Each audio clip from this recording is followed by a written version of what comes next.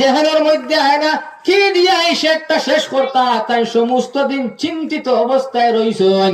রাসূলুল্লাহ সাল্লাল্লাহু আলাইহি ওয়াসাল্লামের খেদমতের মধ্যে রাতের সময় গেলা, যাবার পরে রাসূলুল্লাহর আরজ করলা, ইয়া রাসূলুল্লাহ ইয়া হাবিবাল্লাহ, ইয়া রাসূলুল্লাহ আপনার খেদমতের মধ্যে আইছি। ইয়া রাসূলুল্লাহ আমি একটা শের লেখা আরম্ভ করলাম, যে শেরটা আমি মুকম্মল করতাম পারছি না, শেষ করা সম্ভব হয় না, কি দিয়া শেষ করতাম আমার জেহাদের মধ্যে আয় না। আল্লাহর রাসূল সাল্লাল্লাহু আলাইহি ওয়াসাল্লামে হযরত শেখ সাদিরে কইলা, ওয়া শেখ সাদি তুমি ফড়িয়া শুনাও কোন শেরটা লেখা আরম্ভ করছলাই।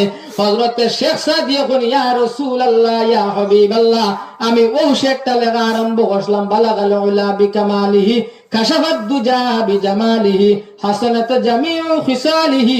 ইয়া রাসূলুল্লাহ এর পরে কিতাব একটা আমার দ্বারা সম্ভব হয় না। আল্লাহর রাসূল সাল্লাল্লাহু আলাইহি ওয়াসাল্লামে ফরমাইন, ওয়া শেখ সাদি লিখিলাও না, সাল্লু আলাইহি ওয়া আলিহি সুবহানাল্লাহ। ও রাসূলুল্লাহ সাল্লাল্লাহু আলাইহি ওয়াসাল্লামে এটা মুকম্মল করে দিলাই, সুবহানাল্লাহ।